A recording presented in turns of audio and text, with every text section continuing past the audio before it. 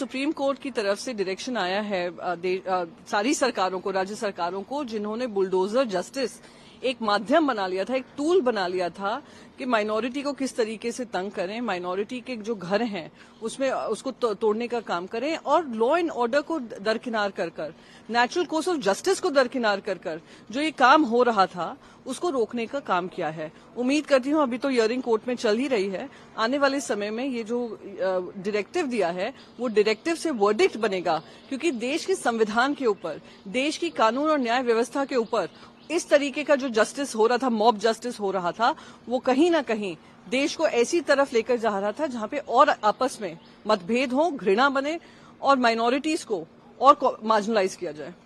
मल्लिकार्जुन खड़गे ने जो लेटर लिखा है राहुल गांधी को लेकर प्रधानमंत्री को और स्ट्रिक्ट एक्शन लेने की बात कही है, क्या?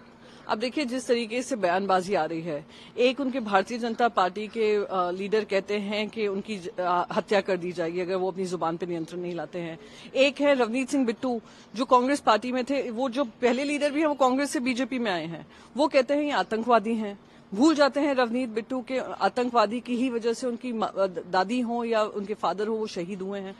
फिर आते हैं ये संजय गायकवाड़, महाराष्ट्र के गद्दार नंबर 1, जिन्होंने कहा कि उनकी जुबान काट देनी चाहिए। कहीं तो नियंत्रण लाएं। भारतीय जनता पार्टी की सोच इतनी गिर चुकी है, भारतीय जनता पार्टी के एलाइज की सोच इतनी गिर चुकी है कि लीडर ऑफ ऑपोजिशन के साथ आपके मतभेद हो सकते हैं, पर ये जो मनभेद और मैं कहती हूँ जहर घोलने का काम हो रहा है, डायरेक्ट धमकियां दी जा रही हैं। अगर भारतीय जनता पार्टी इस पर कोई कार्रवाई नहीं करती है, दिखाता है कहीं ना कहीं शायद भारतीय जनता पार्टी हो या ये गद्दार सेना के गद्दार एमएलए हों, वो ऐसे सोच को एंडोर्स कर रहे हैं। तीसरी महिला मुख्यमंत्री बनी है, मैं उनको बधाई देना चाहती हूं और मैं उम्मीद करती हूं कि जो भी अपेक्षाएं, जो भी उम्मीदें हैं दिल्ली की जनता को आम आदमी पार्टी से, वो उनको पूरा करने का काम करेंगी। कुछ महीनों की मुख्यमंत्री हैं, पर पूरी मैं मानती हूं ईमानदारी से, पूरी निष्ठा से वो अपने धर्म का पालन करेंगी। जो कि मुख्यमंत्री का पद होता है वो बहुत जिम्मेदारी का पद होता है। तो I wish all the best as a fellow woman politician, I wish all the success. Atishi Marlena ji का जो काम रहा है, जो उनका एक्सपीरियंस रहा है और जो उन्होंने हर कठिन परिस्थिति में दिल्ली वासियों के लिए काम किया है, आम आदमी पार्टी के सारे ही सदस्यों ने उनको इंडोर्स किया है, वो एक खुशी की बात है। और कहीं ना कहीं ये ध्यान रखना होगा, नेशनल सिक्योरिटी की जब बात आती है, कि नेशनल सिक्योरिटी हो या लॉ एंड ऑर्डर दिल्ली का हो, वो देश के गृह मंत्री के ऊपर जवाबदारी आती है। वहां की जो मुख्यमंत्री हैं उनके हाथ में लॉ एंड ऑर्डर की व्यवस्था नहीं है। तो उम्मीद है कि जो इस पे ऑब्जेक्शन, आपत्ति जता रही हैं स्वाति मालीवाल जी, जो खुद आम आदमी पार्टी की हैं, वो ध्यान रखेंगी और क्योंकि वो पार्लियामेंट में हैं, वो बार बार गृह मंत्री को याद दिलाएंगी कि जहां तक लॉ एंड ऑर्डर की सिचुएशन है दिल्ली में, वो हमेशा ऐसी परिस्थिति रही है जहां पे उसका दुरुपयोग हुआ है, उस पर ऊपर राजनीति की है। तो लॉ एंड ऑर्डर को प्राथमिकता दी जाएगी, जिस तरीके से स्वाति मालीवाल जी कंसर्न है। आज विश्वकर्मा दिन के साथ साथ नरेंद्र मोदी जी की बर्थडे भी है। बिहार में एक जगह पर विश्वकर्मा के रूप में ही नरेंद्र मोदी जी की पूजा की जा रही है, उनको दूध का स्नान कराया जा रहा है। ये जो हिंदू धर्म की आस्था के खिलाफ है। मैं मानती हूं जो भी हिंदू, प्रैक्टिसिंग हिंदू होगा, उसको इस बात से आपत्ति होगी, और जो इसकी आपत्ति ना करे और नरेंद्र मोदी जी के साथ खड़ा रहे, मैं मानती हूं वो एक सिर्फ चुनावी और ढोंगी हिंदू हैं। ये हिंदू धर्म की आस्था के खिलाफ काम किया। पहले प्रधानमंत्री नरेंद्र मोदी जी अपने आप को नॉन बायोलॉजिकल बताने लग गए, वो अपने आप को खुद विष्णु का अवतार बनाने लग गए। वो ये कहने लगे मेरी माता से तो मेरा कनेक्शन यही था कि उन्होंने मुझे जन्म दिया था, पर मुझे लगता है जन्म उनके माध्यम से नहीं आया, नॉन बायोलॉजिकल आया हूं। आज तक विष्णु के जो भी अवतार हुए हैं वो अपनी मां की कोख से जन्मे हैं। भगवान श्री कृष्णा हो या भगवान श्री राम हो, यशोदा पुत्र माने जाते हैं और इस तरीके से उनकी माओं के नाम से जाने जाते हैं, उनका पूजा जाता है, उनकी माओं को पूजा जाता है।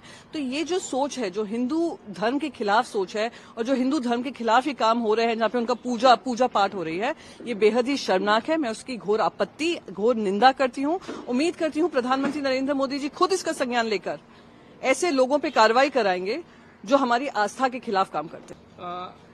महायुति में सीट शेयरिंग को लेके अब अलग अलग बातें आ रही हैं। अजित पवार कह रहे हैं कि उन्हें 80 सीट चाहिए, ऐसी खबरें आ रही हैं। आप किस तरह से देखते हैं, क्या कहेंगे? नहीं, जो महायुति में जूते चप्पल चल रहे हैं वो सभी उससे वाकिफ है।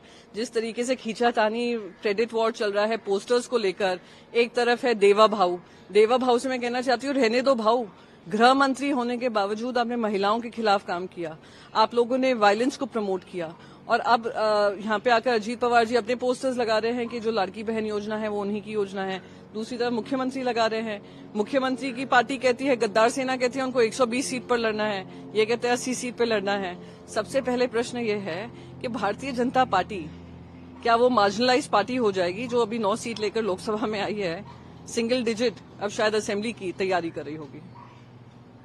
अच्छा, ये देवेंद्र यादव का भी बयान आया कांग्रेस के 2025 में उनका मुख्यमंत्री बनेगा, किस तरह से देखते हैं? जो जनता के बीच में जनता के काम में ध्यान देगा और जनता के विश्वास को जीतेगा, उसी का मुख्यमंत्री बनेगा। तो मैं उम्मीद करती हूँ कांग्रेस पार्टी भी दिल्ली की जनता के बीच में रहेगी, अपने ऐसी लीडरशिप तैयार करेगी जहां पे दिल्ली की जनता का विश्वास जीत सके। तो देवेंद्र यादव जी हो, भारतीय जनता पार्टी हो, आम आदमी पार्टी हो, सबको जीत की उम्मीद है, पर अपेक्षाएं वही होंगी जो जनता के मन में जाएंगी और जनता उसके आधार पर निर्णय लेगी। तो मैं सभी को ऑल द बेस्ट कहूंगी और मैं यही उम्मीद करूंगी कि जो दिल्ली की जनता के लिए मैं मानती हूं उनके लिए फैसिलिटीज के लिए काम करें, उनकी सेवा के लिए काम करें और सेवा भाव से आए, वो विजयी हो।